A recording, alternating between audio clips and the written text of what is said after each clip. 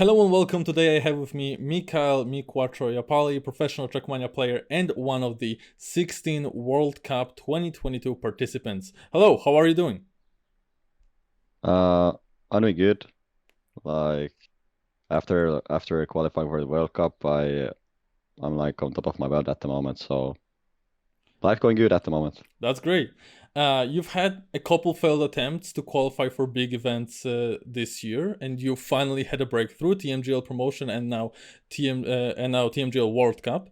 I think a lot of people were expecting you to qualify to get through. I personally thought you would get in, but what did you expect coming into that weekend?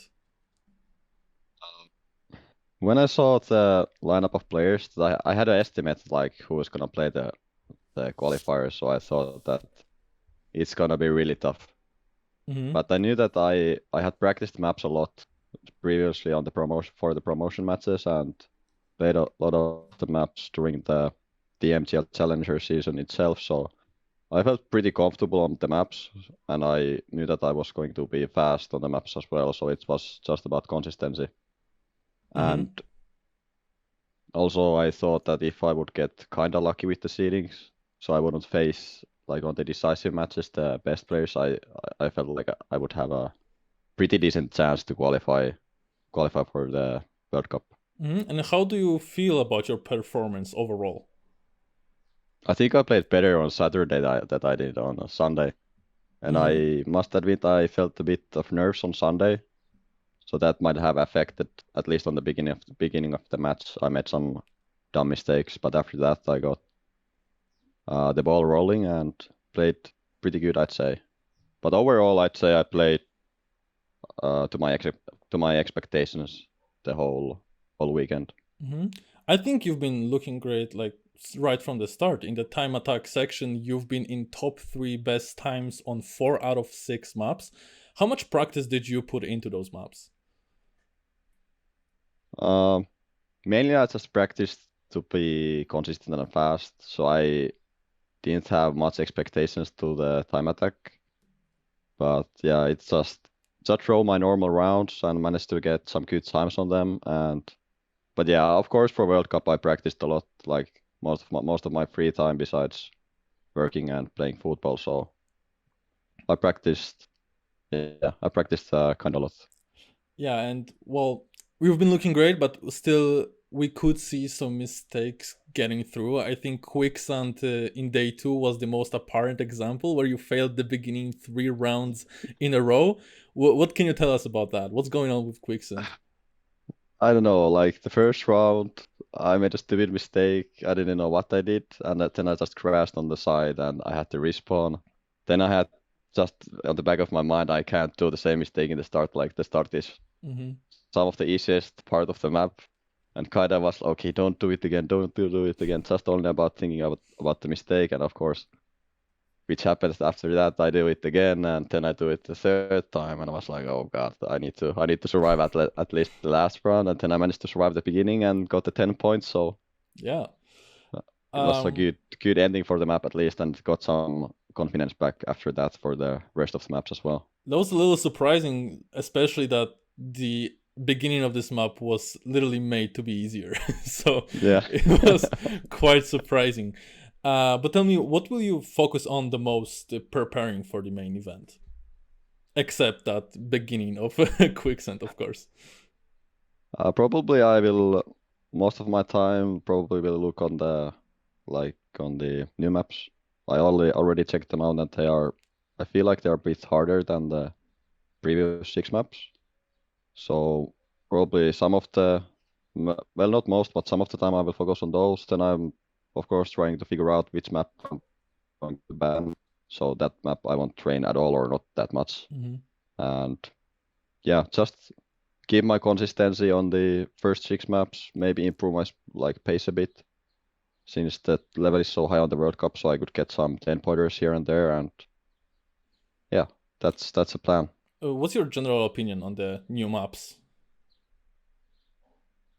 Uh, well, they are more mixed style than the previous ones. I feel like they have more difficult parts, and yeah, it's more variety. Like they have plastic, a lot of plastic, and some grass parts.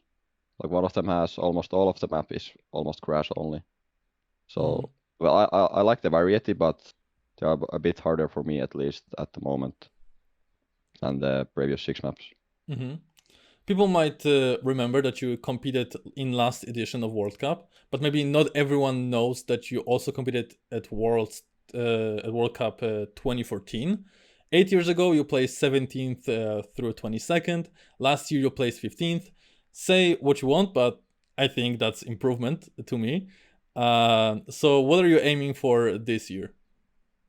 Just a disclaimer, I played in the Money About Cup 2016 as well. Oh, I must have missed it. I didn't see that on Wikipedia or anything else. So, my mistake. Yeah, But it's okay. It's okay. Just want to get it out there. mhm. Sorry, what was the question? I forgot. What are you aiming for this year? Well, again, the level is incredibly high when you look at the players that are playing the tournament. So, like, I don't know. It's tough. It's tough to decide what's the ultimate goal. But of course, the dream would be to play in front of the crowd, being in the top 8. But realistically, I'm just happy if I play the best I can and I play consistently. And if that's enough for the top 8, then I play in the front of the crowd on the semifinals. If not, I'm still happy that I played the best I could, and it just wasn't enough. Mm-hmm. And you also played well your fair share of LANs, 2014 World Cup, I assume 2016 World Cup too, Giant Cup in 2018, probably more that are not accounted for on Wikipedia and esports earnings. Are you excited to come back to stage, or do crowds make you nervous a little bit? Well, of course, after like Corona and so on, there haven't been many LAN events, Mm-hmm. and it's also very nice to see all the people you play against. Because I played against some of them like 8 years ago and in 2014 also, so it's good to see them. And yeah, I haven't played much in front of a crowd, so I feel like I would feel some nerves, but definitely it would be exciting to play in front of a crowd. And but yeah, the best part of the game and competing is the LAN event. Like it's a whole different atmosphere than playing online, so I really like it. Yeah, and I have a question for you because, well, at the moment you're not part of an organization, right? Am I right? Okay, Correct. okay, that's great. I don't want to be mistaken here. So I want to ask you. Sorry about the dog if it's in the background. I want to ask you. How is the situation when it comes to funding? Do you have to fund it all by yourself? Does TMGL help you with that? What's going on here? I haven't asked about Softy about it, but I would expect that I would have to pay it for myself Mm-hmm. and fund it myself, all the flights and accommodation. But I'm trying to send some DMs to some organizations still. Well, it's a pretty tough window to get an org just before the World Cup since it's little less than 3 weeks. Mm-hmm. But yeah, hopefully something comes up from the DMs that I'm sending, and yeah, it would be a lot cooler to play World Cup with the organization to represent. Is that a big inconvenience to you to pay for it all by yourself, or you are able to afford it?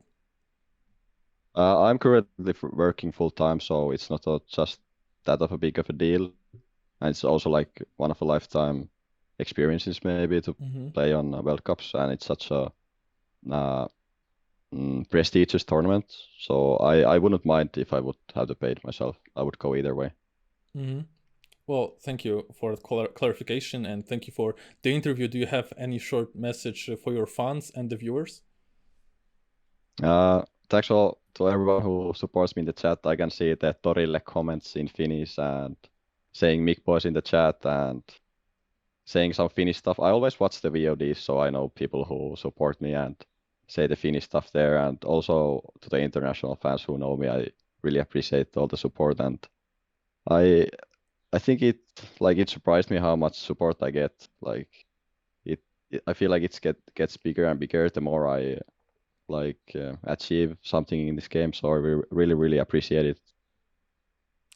And to all the viewers, all the links to MiQuatro's socials will be in the description. So if you're not a fan yet and you want to be, go follow there. Thank you very much for watching. And if you enjoyed, I invite you to leave a like and subscribe for more interviews in the future. Thank you very much.